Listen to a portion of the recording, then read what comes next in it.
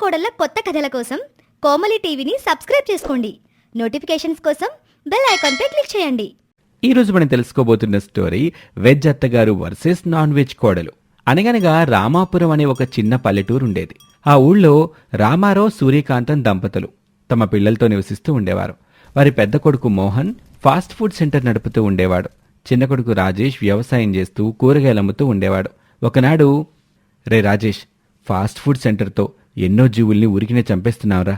నాకు ఈ పని అస్సలు నచ్చటం లేదు. మరేం చేస్తావన్నయ్యా, తప్పదు కదా. బ్రతుకుబండి లాగించటం కోసం ఒక్కొక్క వృత్తి ఒక్కొక్కలా ఉంటుంది. నన్నే చూడు, మొక్కలకి కూడా జీవం ఉంటుంది. మరి నా కూటి కోసం నేను వాటిని చంపి అమ్ముకోవటం లేదు. ఈ ప్రపంచంలో ఎవరైనా అంతే అన్నయ్య. ఆయన చిన్నప్పుడే బాగా చదువుకుని ఉంటే మనం కూడా ఏదో ఒక ఉద్యోగం చేసుకుంటూ ఉండేవాళ్ళం. వీళ్ళిలా మాట్లాడుకుంటూ ఉంటారు. ఇంతలో ఇంటి బయట బట్టలారేస్తున్న సూర్యకాంతంతో వారి పక్కింటి శ్యామల ఇలా అంటుంది. ఏంటి సూర్యకాంతం, నీ పిల్లలకి ఇక పెళ్లిళ్ళు చేయవా? నీ పిల్లలు నా పిల్లలు ఒక తోటోళ్లే. నా పిల్లలకి పెళ్లిళ్ళు అయిపోయాయి, పిల్లలు కూడా పుట్టేశారు. నువ్వు మాత్రం ఇంకా దేని గురించో ఎదురు చూస్తున్నావు. అది కాదు శ్యామల, నీకు తెలియదేంటి? నీ పిల్లలైతే ఉద్యోగస్తులు. వాళ్ళకి పిల్లలు ఇచ్చేందుకు ఏ తల్లిదండ్రులైనా ముందుకొస్తారు. మరి మా వాళ్ళ సంగతో చదివేటప్పుడే వ్యాపారం అంటూ చదువు మధ్యలోనే ఆపేశారు. ఇప్పుడు ఉద్యోగాలు లేవు, వ్యాపారం కూడా ఏదో అట సాగుతుంది. అందుకే ఆరి దగ్గర పెళ్లి మాట ఎత్తగానే కోపంతో గిరిచి పడిపోతున్నారు. ఏదో ఆర్థికంగా స్థిరపడ్డాకే పెళ్లిళ్ళు చేసుకుంటారంట. వ్యాపారం అంటే గుర్తొచ్చింది. ఈ మధ్యన మన ఎదురింట్లో దిగిన రాజ్యం వాళ్ళ అమ్మాయి చాందిని లేదు, ఆమె కూడా ఒక ఫాస్ట్ ఫుడ్ సెంటర్ పెడదాం అనుకుంటుందంట. ఆమె వంటలు అవి బాగా చేస్తుందంట్లే, కానీ ఆర్థికంగా బలహీనంగా ఉన్నందున సొంతంగా సెంటర్ నడపలేకపోతున్నారు. అవునా, సరైన సమయానికి చెప్పావు శ్యామల. మా పెద్దాడి ఫాస్ట్ ఫుడ్ సెంటర్లో వంట చేసే ఆయనకి ఒంట్లో బాగాలేదంట. ఆయన ఇకపై రెస్ట్ తీసుకుంటాడంట. అందుకే మా పెద్దాడు కొత్త కుక్కుని ఎత్తుక్కుంటున్నాడు. ఉండు, వెంటనే ఈ సంగతి అర్థం చెప్పొత్తా.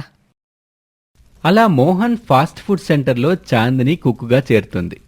వెరీ గుడ్ చాందిని, నువ్వు వంట చేయడం స్టార్ట్ చేశాక మన సేల్స్ మరింత పెరిగాయి. నీ చేత్తో ఏం చేసినా అమృతంలా ఉంటుంది. థ్యాంక్స్ అండి.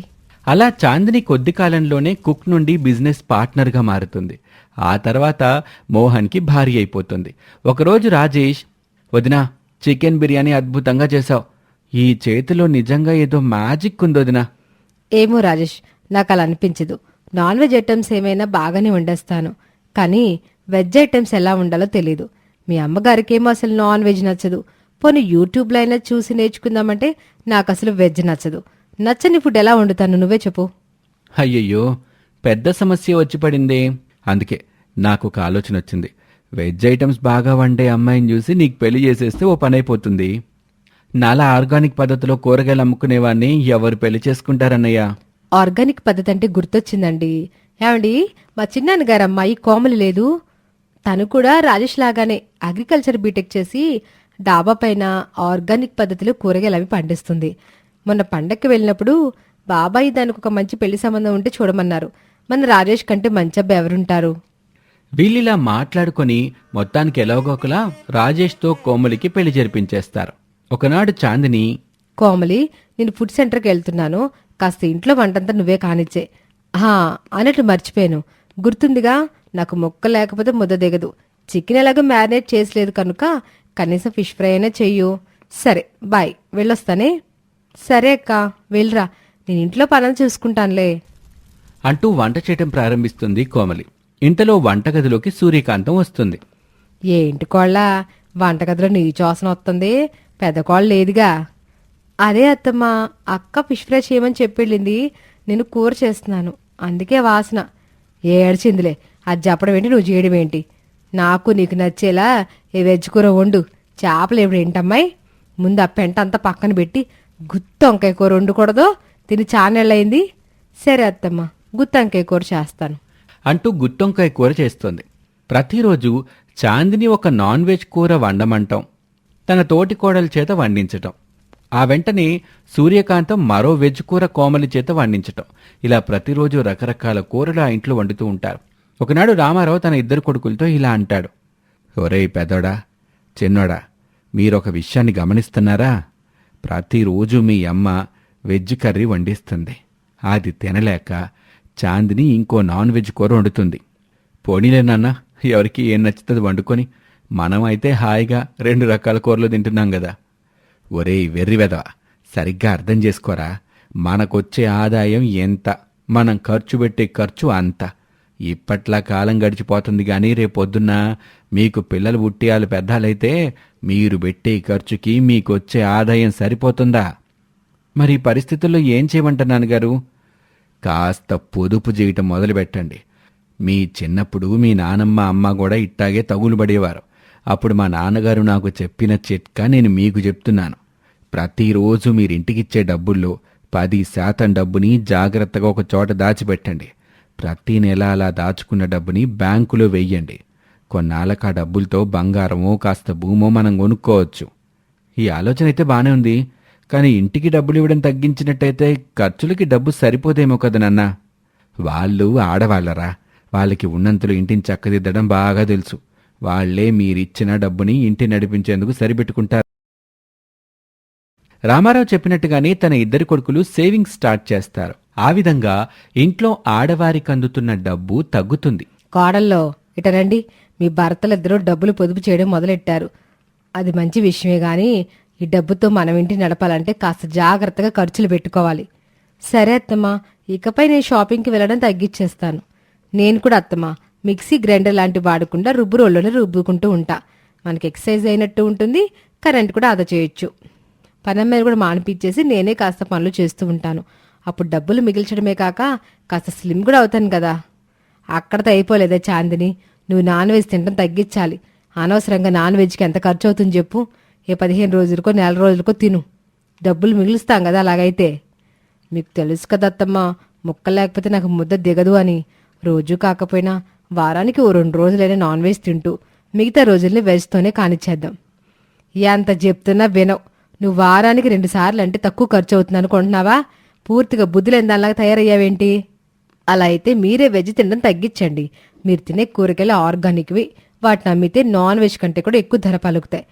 వాటిని అమ్మడానికి బదులు మీరు తింటలేదు కనుక ఇంట్లో నేనొక్కదాన్నే కాదు, మీరు కూడా బాగానే ఖర్చు పెడుతున్నారన్న విషయం గుర్తుంచుకోండి.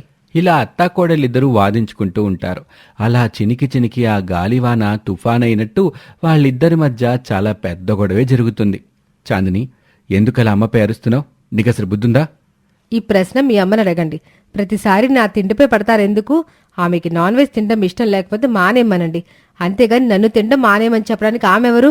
అయినా ముసల్దానివయ్యాక రామాకృష్ణ అనుకోకుండా ఇలా కూతుర్లాంటి కోడలతో గొడవ పెట్టుకుంటున్నావేంటి కాంతం? అవును మరి, నాకు గొడవ పడ్డం సరదా. అరే, నాన్ వెజ్ తినకూడదంటే మాట విందేంటి పిల్ల? చిన్న పిల్లలేవే కాంతం. పోనీలే, నువ్వో ఊరుకో. రోజు కాకుండా వారానికి 2 సార్లే నాన్ వెజ్ తింటానంటుందిగా, అలాగే చేద్దాంలే. పోనీ ఆ 2 రోజులు కూడా ఆమెకు నాన్ వెజ్ వండితే సరిపోద్ది కదా. లేదు లేదు, ఎంతవరకు వచ్చిన తర్వాత నేను అసలు ఊరుకునేదే లేదు. ఈ పిల్ల అసలు నా మాట వెంటనే మానేసింది. నేను ఇంట్లో నాన్ వెజ్ వండనివ్వను, వెజ్ కూరలు నేను వండనివ్వను. సరే, మీ పంతం మీరు అంటున్నారు కనుక మీ ఇద్దరికి మధ్యలో పోటీ నిర్వహిద్దాం. పోటీలో గెలిచిన వారికి నచ్చినట్లుగానే చేద్దాము, ఏమంటారు? ఏ అంటే ఆ పోటీ? పోటీ ఏదైనా సరే నేను సిద్ధం. మరి నాకేమైనా భయమా? నేను కూడా పోటీకి సిద్ధమే. అయితే సరే, ఈరోజు నేను 5 కేజీల నాన్ వెజ్ కూర, 5 కేజీల వెజ్ కూర వండి పెడతాను. అత్తయ్య, మీరు మీకు ఇష్టమైన వెజ్ కూర తినండి. అలాగే అక్క, నువ్వు కూడా నీకు నచ్చిన నాన్ వెజ్ కూర తిను. ఇద్దరిలో ఎవరు పూర్తిగా అలాగే త్వరగా తింటే వాళ్ళు గెలిచినట్లు. ఓస్, ఇంతేనా? త్వరగా వంట చేయకోమలి. నాన్ వెజ్ తింటే కడుపు మండుతుందేమో. వెజ్కి అలాంటి సైడ్ ఎఫెక్ట్లు ఏ ఉండవు కదా. 5 కేజీలైన కర్మ, 10 కేజీలైన తింట. తొందరగా వంట మొదలు పెట్టమ్మా కోమలి. అలా చెప్పి కోమలి వంట చేయటం మొదలు పెడుతుంది. కొన్ని గంటల తర్వాత 2 రకాల కూరలు రెడీ అయిపోతాయి. పోటీ మొదలవుతుంది. ఇద్దరూ తినటం ప్రారంభిస్తారు. ఈ కూర చాలా బాగుంది కోమలి, ఈ పోటీలో ఖచ్చితంగా నేనే గెలుస్తా. నాన్ వెజ్ కూరలు వండడంలో నన్ను మించిపోయే కోమలి, అద్భుతంగా ఉండవు. అత్తయ్యగారు, ఓడిపోయేందుకు సిద్ధంగా ఉండండి. ఇలా మాటకు మాట విసురుకుంటూ మొదట్లో ఇద్దరూ త్వరగానే తినటం ప్రారంభించారు. సగం తినటం పూర్తయ్యేసరికి ఏదో అనుకున్నాను గాని మరి 5 కేజీల కూర తింటే నా వల్ల కావట్లా. నాన్ వెజ్ అయితే ఎంతైనా లాగిచ్చేయచ్చు అనుకున్నాను కానీ నా కడుపు కూడా నిండిపోతుంది. కాసేపటికి వాళ్ళిద్దరూ ఇలా అంటారు. వామ్మో, ఇంత కూర తింటే నా వల్ల కాదు. ఈ మసాలా తిని తిని కడుపంతా నొప్పి వస్తుంది. అత్తయ్య, మీ ప్లేట్లో ఉన్న దోసకాయ కూర కాస్త ఇవ్వండి. కడుపుకు హాయిగా ఉంటుంది. భగవంతుడా, ఈ గడ్డి లాంటి కూర తిని నాలుక పనిచేయడం మానేసింది. ఏమే చాందిని, ఒక చికెన్ మొక్కటి ఇయ్యే, కాస్త కారం తగిలితే నోటికి ఏమైనా బాగుంటుందేమో. చూశారుగా, అది సంగతి. మనిషి అన్నాక దేనిని పూర్తిగా ఆస్వాదించలేడు. ప్రతిరోజు వెజ్ కూర తిన్నా మన అలవాట్లను బట్టి అప్పుడప్పుడు నాన్ వెజ్ తినటంలో తప్పులేదు. అలాగే ప్రతిరోజు నాన్ వెజ్ తినటం కూడా ఆరోగ్యానికి హానికరం.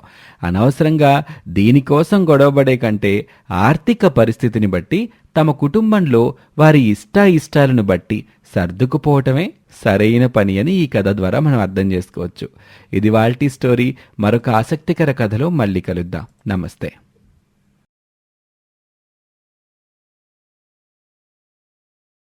రామాపురం అనే ఓ అందమైన పల్లెటూరులో రామారావు గారి కుటుంబం నివసించేది. రామారావు, అతని పెద్ద కొడుకు మోహన్, ఇంకా చిన్న కొడుకు రాజేష్ బట్టల దుకాణం నడుపుతూ ఉండేవారు. రామారావు గారి భార్య సూర్యకాంతం చాలా పాతకాలపు మనిషి. ఆమెకు కాస్త పట్టింపులు, మూఢనమ్మకాలు ఎక్కువగా ఉండేవి. ఒకనాడు రామారావు, ఓసే కాంతం, కాస్త టీ తీసుకోనరా, తల బద్దలైపోతుంది ఇప్పుడే తెత్తానండి అంటూ వంటగదిలోకి వెళ్తుంది. చాలాసేపటి తర్వాత ఒక కప్పు టీ తీసుకొని వస్తుంది ఆమె. కాస్త టీ పెట్టివ్వవే అంటే గంట చేశావు. ప్రపంచంలో ఇంత ఆలస్యంగా టీ ఎవ్వరూ పెట్టలేరు. టీ ఎప్పుడో చేశా, కాకపోతే అదే సమయానికి దుర్ముహూర్తం వచ్చేసింది. ఆ సమయంలో గాని మీరు గనక టీ తాగితే ఏమైనా అయిపోద్దేమోనని. అమ్మో, నేను కనీసం ఆలోచించను కూడా ఆలోచించలేదు. సరిపోయింది నీ వరస. సర్లే, ఎప్పటికైనా టీ కప్పు ఇవ్వు. సరిగ్గా సూర్యకాంతం టీ కప్పు ఇచ్చే సమయానికి మోహన్ భార్య చాందిని తుమ్ముతుంది. ఆగండి ఆగండి, అప్పుడే తాగబాకండి. చాందిని తుమ్మింది. ఏ చాందిని, నీకు బుద్ధి లేదా? ఇలా ఎప్పుడు పడితే అప్పుడు తుమ్ముతా ఉంటావేంటి? జలుబు చేసింది అత్తమ్మా, దయచేసి క్షమించండి. అయినా మీకు ఇంత చాదస్తం పనికిరాదత్తమ్మా. నువ్వు వద్దు, నీ టీ వద్దు, కనీసం నన్ను దుకాణానికైనా ఏలనివ్వు. పోనీలే, ఎట్టగైతేనే తుమ్మిన వెంటనే ఆ ఇంటికి తాగల, అజ్జాలు నాకు. అలా సూర్యకాంతం చీటికి మాటికి తన చాదస్తంతో చిరాకు తెప్పిస్తూ ఉంటుంది. కాని తను అనుకున్నదే నెగ్గేలా చూసుకుంటుంది. ఇలా ఉండగా ఒకనాడు ఆ కుటుంబం అంతా కలిసి భోజనం చేస్తూ ఉంటారు. ఎవండి, పప్పులో ఉప్పు సరిపోయిందా? నన్నడగడం ఎందుకు? నువ్వే తిని తెలుసుకోవచ్చుగా. ఇంట్లో మగాలు తినకుండా ఆడవాళ్ళు తింటావేంట్రా? సరిపోయిందో లేదో చెప్పు. అది సంగతి. దయచేసి ఉప్పు సరిపోయిందో లేదో చెప్తే మా పాటలే మేం పడతాం. ఇంతలో రాజేష్ పప్పు రుచి చూసి ఇలా అంటాడు. పప్పులో ఉప్పు తక్కువైంది వదినా, ఇంకాస్త వేస్తే బాగుంటుంది. ఈ మాత్రం చెప్పడానికి ఎందుకురా అంతగా అడిగించుకుంటున్నావు? నీకేం తెలుసురా బాబు పెళ్ళైన వాళ్ళ కష్టాలు. అది బాగుందంటే పర్లేదు, కానీ పొరపాటునది బాగోలేక నువ్వు బాగోలేదు అన్నావనుకో, భార్య భద్రకాలైపోతుంది. నువ్వు ఇలాంటివి చెప్పినప్పుడే అసలు జీవితంలో పెళ్లి చేసుకోకూడదు అనిపిస్తుంది. అట్టాంటి మాటలు మాట్లాడు బాక్రా. పైన తదాస్తు దేవతలో తదాస్తు అన్నారనుకో, ఇక నువ్వు బ్రహ్మచారిగా బతకాల్సిందే. నువ్వు ఊరుకో అమ్మా, ప్రతిదానికి ఏదో ఒకటి చెప్తూనే ఉంటావు. సరే, ఇదంతా పక్కన పెట్టు. ఇంతకీ నువ్వు అరేంజ్డ్ మ్యారేజ్ చేసుకుంటావా, లవ్ మ్యారేజ్ చేసుకుంటావా? నేను ఖచ్చితంగా లవ్ మ్యారేజ్ చేసుకుంటాను.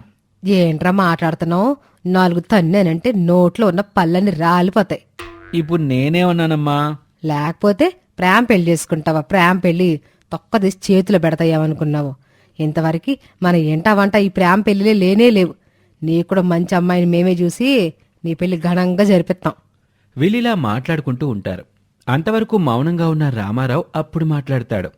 తప్పే ఉంది కాంతం, ఈ తరంలో కూడా మోహన్ మన మాటకి విలువనిచ్చి మనకు నచ్చిన అమ్మాయిని పెళ్లి చేసుకున్నాడు. కానీ మనసుకు నచ్చిన అమ్మాయిని రాజేష్ పెళ్లి చేసుకుంటానని అంటంలో తప్పేమీ లేదుగా. మన రాజేష్కి నచ్చిన అమ్మాయితోనే పెళ్లి జరిపిద్దాం. ఒరేయ్, నువ్వేం కంగారు పడకు. ఏంటి, నా మాటకి విలువే లేదా? ఊరుకోండి అత్తమ్మా, మీరు మీ చాదస్తాలు. రాజేష్ పెళ్లి విషయంలో మీ మాటను పక్కన పెట్టడం ఏమిటి? ఇదేమైనా కొత్త బట్టలు కొనుక్కోవడం ఏంటి? మీకు నచ్చినట్లు చేయడానికి. జీవితానికి తోడుంటే ఓ మనిషిని వెతుక్కోవడం. రాజేష్కి నచ్చిన అమ్మాయిని పెళ్లి చేసుకుంటే జీవితాంతం హాయిగా ఉంటాడు కదా. అవునమ్మా, ఈసారికి నీ పట్టింపులవి పక్కన పెట్టు. రా రాజేష్, ఇంతకీ ఆ అమ్మాయి ఎవరు? ఇలా మాటల్లో పడిపోతారు. కానీ సూర్యకాంతం మాత్రం తన మాటను కాదని తన చిన్న కొడుకు తనకు ఇష్టం లేని ప్రేమ పెళ్లి చేసుకుంటున్నందుకు ఎంతగానో బాధపడుతూ ఉంటుంది. ఒకరోజు, నాన్నగారు, కోమలి మా ప్రేమ విషయం వాళ్ళ ఇంట్లో చెప్పి వాళ్ళని ఒప్పించింది. అయితే మరింకేం, మనం కూడా పద్ధతిగా వెళ్ళి వాళ్ళతో మాట్లాడితే ఇక పండగ వెళ్ళిపోయిన తర్వాత పెళ్లి చేసేయచ్చు. ఏమంటావు కాంతం? నేనేమంట, అంతా మీకు నచ్చినట్లే చేసుకుంటున్నారుగా. మళ్ళీ నన్ను అడగడం ఎందుకో. అలా అంటావేంటమ్మా? నా పెళ్లి నువ్వు ఆనందంగా జరిపించాలి. అయితే నేను చెప్పేది విను. నాకు ఈ ప్రేమ పెళ్ళిళ్ళు చేసుకోవడం అసలు ఇష్టం లేదు. ఇట్ట ప్రేమ పెళ్ళిళ్ళు చేసుకుంటే మన కులానికి అరిష్టం. ఇంకా ఆపు కాంతం. పోనీలే కదా అని నిన్ను బుజ్జగిద్దామని చూస్తుంటే నువ్వు మరీ నెత్తికెక్కుతున్నావు. ఈ కాలంలో కూడా ఇలా కులాల పట్టింపులేంటి? మన వాడికి నచ్చిన అమ్మాయినిచ్చి పెళ్లి చేస్తే వాడు ఆ అమ్మాయి ఇద్దరూ హాయిగా ఉంటారు. అప్పుడు మనమంతా కూడా హాయిగా ఉంటాం. ఈ విషయం నీకెందుకు అర్థం కావటం లేదో నాకు తెలియటంలా. రే రాజేషు, మీ అమ్మ మాట పక్కన పెట్టు. రేపే మనమంతా బయలుదేరి ఆ అమ్మాయి వాళ్ళ ఇంటికి వెళ్తున్నాం. ఇలా సూర్యకాంతానికి ఇష్టం లేకపోయినా ఆ మరునాడు కోమలి వాళ్ళ ఇంటికి పెళ్లి చూపులకి బయలుదేరతారు ఆ కుటుంబం అంతా కలిసి. నాకిష్టం లేదు. పెళ్లి జరిపించడమే తప్ప నన్ను కూడా బలవంతంగా తీసుకొని వస్తారా? నీ పని చెప్తాను. సూర్యకాంతం అలా అనుకొని చిన్న కొడుక్కి జరగబోయే ప్రేమ పెళ్లిని చెడగొడదామని నిర్ణయించుకుంటుంది. అమ్మాయి లక్షణంగా ఉంది కదా అత్తయ్య. చూడ్డానికి ఎలాగుంటే ఏమి? అమ్మాయి, నీకు వంటలవి వచ్చా? రాకపోతే నేర్చుకో. రేపు పొద్దున్న నీకు పెళ్ళయ్యాక మా ఇంట్లో వంట నువ్వే చెయ్యాలి. అంతేకాదు, ఇల్లు అలకాలి, బట్టలు ఉతకాలి, నీళ్లు పట్టాలి, ఇట్ట ఇంటి పనులన్నీ నువ్వే చెయ్యాలి. వదిన గారు, మా అమ్మాయికి అన్ని పనులు వచ్చు. ఆ విషయంలో మీరు హాయిగా ఉండొచ్చు. మిమ్మల్ని తన తోడుకోడల్ని కూర్చోబెట్టి ఇంటి పనులన్నీ చక్కబెట్టేస్తుంది. కోమలి, నువ్వేం కంగారు పడుకో. నేను నీకు అన్ని పనులు సహాయం చేస్తాను. పనులన్నీ ఇద్దరం కలిసి చేసుకుందాం. ఆ అమ్మాయి గురించే కాదు, మా అబ్బాయి గురించి కూడా చెప్పాలిగా. బావగారు, మా అబ్బాయి మా బట్టల దుకాణంలో అకౌంట్లు చూసుకుంటా ఉంటాడు. ఎలా కాదనుకున్నా వాళ్ళకి మా బట్టల దుకాణం నుండి ఓ 2 లక్షల ఆదాయం వస్తుంది. దీన్నే 3 వాటాలుగా చేసుకుని ముగ్గురం పంచుకుంటాం. ఇక మీ అమ్మాయి జాగ్రత్త విషయానికి వస్తే, చెల్లెమ్మ, మీ అమ్మాయిని మా చేతుల్లో పెట్టండి. మేం మీ పిల్లని కన్నబిడ్డలాగా చూసుకుంటాం. ఏమంటావు కాంతం? మాటల తర్వాత కట్నం ఎంత ఇస్తారో? అమ్మా, నీకు మతం వినపోయిందా? ఈ కాలంలో కట్నాలేంటి? కట్నం తీసుకోవడం అనేది మన సాంప్రదాయంరా. కట్నం లేకుండా పెళ్ళేంటి? ఏవమ్మా, మీకు ఆ మాత్రం కూడా తెలీదా? చెల్లెమ్మా, మీరు కంగారు పడకండి. మీరెంత అంటే అంత కట్నం ఇవ్వటానికి మేము సిద్ధంగా ఉన్నాం. మా అమ్మాయి ఇష్టపడింది. అలా అని దాన్ని అత్తారింటికి ఉత్త చేతులతో పంపిస్తామా ఏంటి? మీరు కంగారు పడకండి. అలాంటి కట్నాలేమి తీసుకునే ఉద్దేశం నాకు లేదు మామయ్య గారు. నేను అనుకున్నది వీళ్ళు కాని చెదట్లేరు. ఏదో ఒకటి చెయ్యాలి అని మనసులో అనుకుంటుంది కాంతం. ఇంతలో ఆ 2 కుటుంబాల వారు కోమలి రాజేష్ నిశ్చితార్థానికి ఒక మంచి రోజు అనుకుంటారు. సూర్యకాంతానికి ఆ విషయం నచ్చకపోయినా సరే అప్పుడైతే ఊరుకుంటుంది. అలా నిశ్చితార్థం రోజు రానే వస్తుంది. ఈ రోజైనా ఎట్టాగొట్ట ఈ ప్రేమ పెళ్లి జరగకుండా ఆపేయాలి. పంతులు గారు రాజేష్ని కోమలిని కూర్చోబెట్టి పూజలు చేస్తూ ఉంటారు. ఇంతలో కాంతం అక్కడికి వెళ్ళి హచ్చుమని తుమ్ముతుంది. అయ్యయ్యో, ఘోరం జరిగిపోయింది పంతులు గారు. నేను తుమ్మానుగా. ఇప్పుడు ఈ నిశ్చితార్థం జరగకూడదండి. అయ్యో, అలాంటిదేమీ లేదమ్మా. సుగుణశాస్త్రం ప్రకారం ఎదురుగా వచ్చి తుమ్మొచ్చు గాని అమ్మాయి వెనకుంటే మీరు తుమ్మారు గనక ఈ కార్యానికి ఎటువంటి అడ్డంకి రాదు అంటూ ఆ నిశ్చితార్థాన్ని కొనసాగిస్తూ ఉంటారు. ఇంతలో సూర్యకాంతానికి ఏం చెయ్యాలో తెలియక అటూ ఇటూ తిరుగుతూ ఒక బల్లిని తీసుకొచ్చి కోమలి పైన వేస్తుంది. అమ్మో, బలి బలి! అపశకనం. నేను ముందు నుండి చెబుతానే ఉన్నా, వీళ్ళిద్దరి జాతకాలు కలవట్లేదని. మీరింటేగా? వీళ్ళిద్దరి జాతకాలు భేషుగ్గా సరిపోయాయమ్మా. పైగా మీకు తెలుసో లేదో గాని మీ 2 కుటుంబాల వారిది ఒకటే కులం కనుక వీళ్ళిద్దరూ ఖచ్చితంగా పెళ్లి చేసుకోవచ్చు. ఇక భల్లంటారా? అలాంటి వాటన్నింటికి నేను ఒక్కటే నమ్మ చెప్పేది. అమ్మాయి కోమలి, అబ్బాయి రాజేషు, మీ ఇద్దరూ తలలు వంచండి. నేను మీ మీద సంప్రోక్షణ జలాన్ని ఇప్పుడే చల్లుతాను అంటూ పంతులు గారు ప్రతి దోషానికి ఏదో ఒక పరిహారం చెప్తూనే ఉంటారు. పంతులు గారు అన్ని సరిచేస్తున్నారు. ఎంత మా కులం వాళ్ళైతే ఏంటి, ప్రేమ పెళ్ళేంటి అసలా? మా బంధువులు మా పరువు పోదు. ఏదైనా సరే ఈసారి గట్టిగా ఆలోచించాలి. ఇలా కాంతం అనుకుంటూ ఉంటుంది. ఆమె మాటల్ని చాందిని వినేస్తుంది. నాకు అర్థమైందత్తమ్మా మీ బాధేంటో. మీరు అనుకున్నది జరగట్లేదని ఇప్పుడు ఈ పెళ్లిని చెడగొడదాం అనుకుంటున్నారు కదూ. తప్పత్తమ్మా. ఓ ప్రేమ జంటని అలా విడతీయకూడదు. నేను చెప్తే గాని ఇది ప్రేమ వివాహం అని మన బంధువులకి తెలియదు. అలాంటప్పుడు వాళ్ల కోసం మీ సొంత కొడుకు ఇష్టాన్ని కాదండం న్యాయం కాదు. నేను చెప్పాల్సింది నేను చెప్పానత్తమ్మా. ఆనందంగా వచ్చి 2 అక్షింతలు వేస్తారు, లేదా ఇలాగే కుమిలిపోతూ బాధపడుతూనే ఉంటారో ఆలోచించుకోండి. ఏం జరిగినా గాని ఈ పెళ్ళైతే ఆగదు. ఎంత పోకరు దీనికి అనుకుంటూ వెళ్ళి ఫ్యాన్ వేసుకుని కూర్చుందామని స్విచ్ ఆన్ చేయగానే సూర్యకాంతానికి కరెంట్ షాక్ కొడుతుంది. అయ్యయ్యో, కాంతం, నా కాంతాన్ని ఎవరైనా కాపాడండి అలా మోహన్ రాజేషు ప్రయత్నాలు చేస్తూ ఉంటారు కానీ కాంతాన్ని ఎవరూ కాపాడలేకపోతారు. ఇంతలో కోమలి రంగంలోకి దిగుతుంది. సూర్యకాంతం పక్కనే ఓ పరుపు నుంచి కోమలి సూర్యకాంతాన్ని గట్టిగా ఓ తన్నుదంతుంది. దీంతో సూర్యకాంతం ఆ స్విచ్ వదిలి పరుపుపై పడుతుంది. తర్వాత కాంతానికి కొన్ని సపర్యలు చేసి ఆమె కళ్ళు తెరిచే వరకు కోమలి ఆమె పక్కనే కూర్చుండిపోతుంది. అమ్మా కోమలి, నా కుటుంబ వాళ్ళు కూడా నన్ను కాపాడడానికి ధైర్యం చేయలేదు. కానీ నేను ఎంతగానో నిన్ను ద్వేషిస్తున్నాను. నువ్వు మాత్రం ముందుకొచ్చు, నా ప్రాణాలు కాపాడు. నీకు కృతజ్ఞతలు ఎట్టా చెప్పాలో నాకు తెలియట్లేదమ్మా. మీరు నా కృతజ్ఞతలు చెప్పడం ఏంటత్తమ్మా? మనమంతా ఒక కుటుంబం, మనకి మనమే సహాయం చేసుకోవాలి. అలా సూర్యకాంతం మనసు మారినందుకు ఆ కుటుంబం వారంతా ఆనందిస్తారు. కోమలి రాజేష్ల నిశ్చితార్థంతో పాటు పెళ్లి కూడా ఘనంగా జరుగుతుంది. అలా సూర్యకాంతమే దగ్గరుండి ఆ ప్రేమ పెళ్లి జరిపి